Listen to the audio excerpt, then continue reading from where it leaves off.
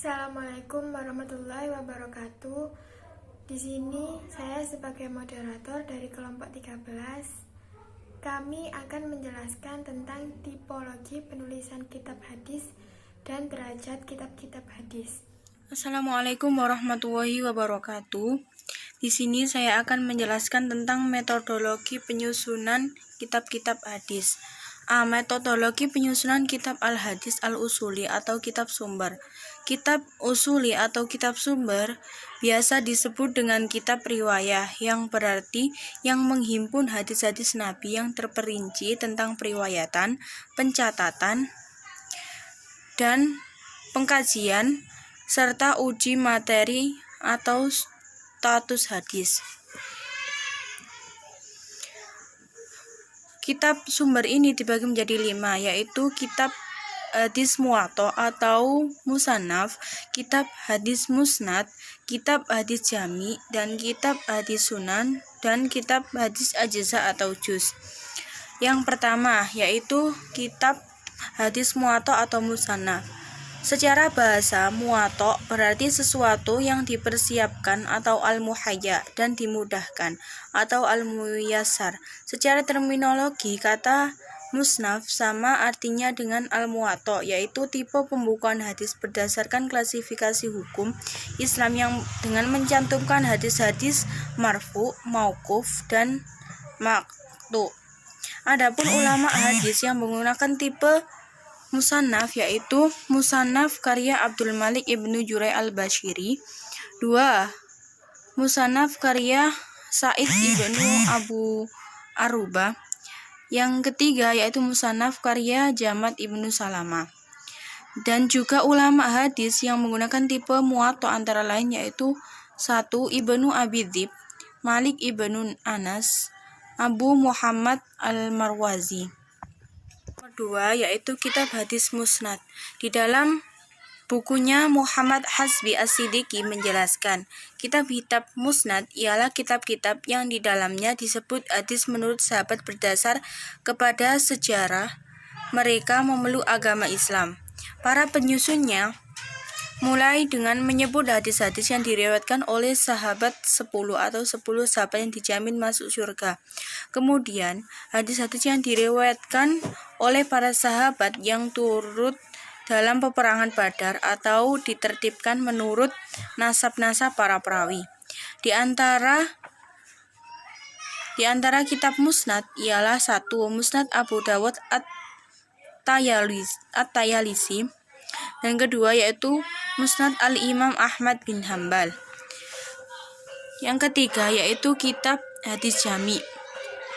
Jami artinya mengumpulkan. Kitab jami menurut istilah para muhaddisin adalah kitab-kitab hadis yang disusun berdasarkan bab dan mencakup hadis-hadis berbagai sendi ajaran Islam dan sub-subnya yang secara garis besar terdiri atas 8 bab, yaitu akidah, hukum, perilaku para tokoh agama, adab, tafsir, fitan, tanda-tanda kiamat, dan manakib.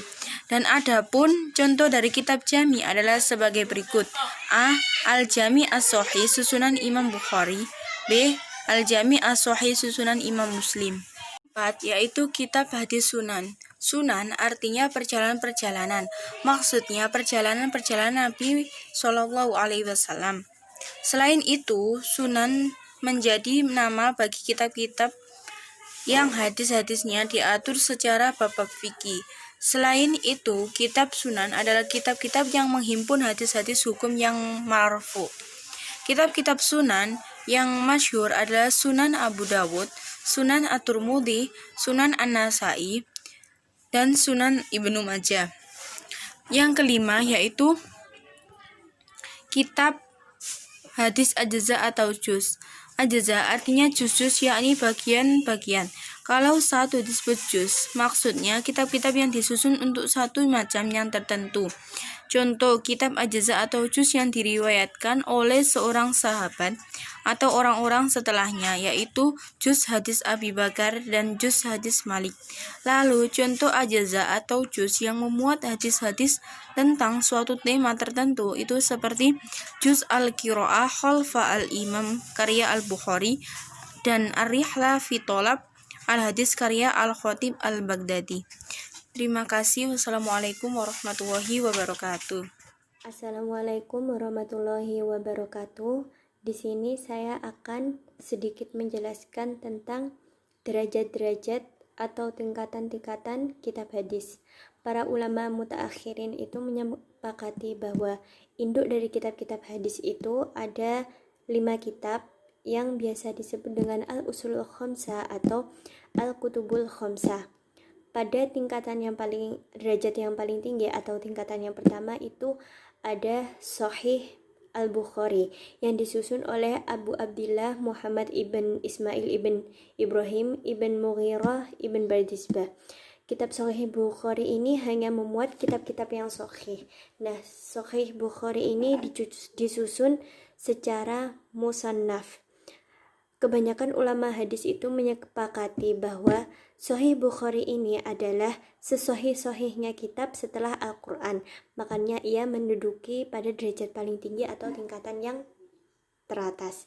Kemudian di bawahnya ada Sahih Muslim yang disusun oleh Abu Al-Husain Muslim ibn Al-Hajjaj ibn Muslim ibn Warad ibn Al-Qawshad Al-Qushairi An-Naisaburi yang lebih kita kenal dengan Imam Muslim.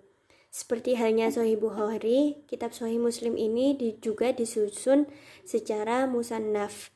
Demikian pula pembahasannya dibagi dalam beberapa tema atau yang dibagi dengan tema-tema atau per bab-bab. Sahih Muslim ini kitab kedua dari kitab hadis yang menjadi pegangan. Ia menduduki derajat tertinggi kedua atau tingkatan kedua setelah Sahih Al-Bukhari.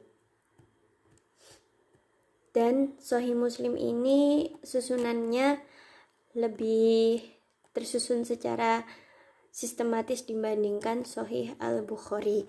Dan yang kitab induk yang ketiga yakni ada Sunan Abu Daud yang disusun oleh Sulaiman ibn Ash'ad ibn Ishaq ibn Bashir ibn Sya'dad ibn Amr ibn Imran al-Azi al-Sijistani atau biasa kita kenal dengan Abu Daud. Jadi Sunan Abu Daud ini berisi hadis hukum, hanya sedikit saja yang berhubungan dengan hal-hal lain. Al-Ghazali mengatakan Sunan Abu Daud cukup membuat pegangan seorang mujtahid. Sunan Abu Daud ini dipandang menjadi sunan yang ketiga. Kemudian di bawahnya yakni ada pada tingkatan yang keempat ada Sunan An-Nasai yang disusun oleh Abu Abdurrahman Ahmad ibn Syu'aib ibn Ali ibn Bahar ibn Sinan ibn Dinar An-Nasai. Kitab Sunan An-Nasai ini merupakan gabungan antara kitab Sunan Kubro dan Sugro. Sunan ini pada mula-mulanya An-Nasai menyusun sunannya yang besar lalu memberikannya kepada seorang amir di Ar-Rumlah. Kitab ini yang paling kurang mendapat syarahan dari para ahli sebagai diterangkan As-Suyuti. Al-Mujtaba atau Sunan An-Nasai ini dipandang sebagai kitab induk yang keempat atau menduduki tingkatan keempat. Jadi derajatnya di bawahnya Sunan Abu Daud. Dan yang terakhir yakni ada yang namanya Sunan At-Tirmidzi yang disusun oleh Imam Al-Hafidz Abu Isa Muhammad ibn Isa bin Saurah ibn Musa ibn Dahak Al-Sulami Al-Tirmidzi. Menurut Ibnu Taimiyah, Imam At-Tirmidzi adalah orang yang pertama kali memperkenalkan pembagian hadis menjadi 3, yaitu Hasan, Sahih, Hasan, dan Dhaif. Dan Sunan At-Tirmidzi ini dipandang sebagai induk yang kelima atau berada di bawah Sunan An-Nasai dalam menjadi buku induk atau pedoman. Sekian dari saya. Wassalamualaikum warahmatullahi wabarakatuh. Assalamualaikum warahmatullahi wabarakatuh. Di sini saya akan menjelaskan tentang derajat kitab-kitab hadis. Derajat kitab-kitab hadis itu ada 5. Yang pertama, Sahih Al-Bukhari. Sahih Al-Bukhari disusun oleh Abu Abdillah Muhammad Ibnu Ismail Ibnu Ibrahim Ibnu Muhiro Ibnu Bardisbah. Kitab Sahih Al-Bukhari merupakan kitab hadis yang hanya memuat hadis-hadis sahih. Dan kitab Sahih Al-Bukhari ini disusun secara musannaf. Kebanyakan ulama hadis telah sepakat menetapkan bahwa Sahih Al-Bukhari itu adalah sesahih-sahihnya kitab sesudah Al-Quran. Yang kedua, Sahih Muslim. Sahih Muslim ini disusun oleh Abu Al-Husain Muslim Ibnu Al-Hajjaj Ibnu Muslim Ibnu Ward Ibnu Kausyad Al-Kusyairi Al-Disaburi, yang lebih dikenal dengan sebutan Imam Muslim. Seperti halnya Imam Sahih Al-Bukhari, kitab Sahih Muslim juga disusun secara musannaf. Demikian pula pembahasannya dibagi dalam beberapa pokok yang di dalam beberapa bab. Sahih Muslim ini yang kedua dari kitab-kitab hadis yang menjadi pegangan. Sesudah Al-Bukhari, Sahih Muslimah yang menjadi pedoman. Dan Sahih Muslim lebih baik susunannya daripada Sahih Al-Bukhari. Yang ketiga itu Sunan Abu Daud. Sunan Abu Daud disusun oleh Sulaiman Ibnu Al-Ash'ad Ibnu Ishaq Ibnu Bashir Ibnu Shaddad Ibnu Amr bin Ibnu Imran Al-Azdi Al-Sijistani. Sunan Abu Daud berisi hadis hukum, yaitu sedikit saja yang berhubungan dengan urusan lain. Sunan Abu Daud ini dipandang induk yang keempat.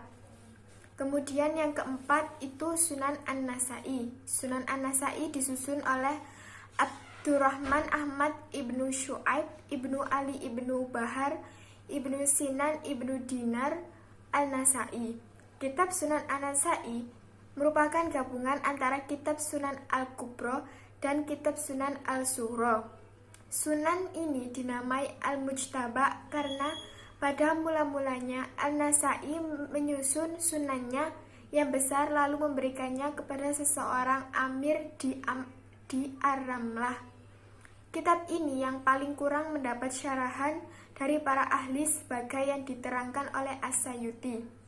Al-Mujtaba dipandang induk yang ketiga. Kemudian yang terakhir, yang kelima itu adalah Sunan At-Tirmizi. Sunan At-Tirmizi disusun oleh Imam Al-Hafidh Abu Isa Muhammad Ibnu Isa Ibnu Saurah Ibnu Musa Ibnu Daha Al-Sulami Al-Tirmizi.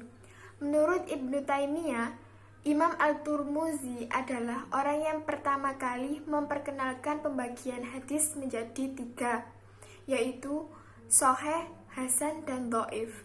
Syarahannya yang paling besar adalah Aridatul Ahwadi karangan Ibnul Arabi Al-Maliki.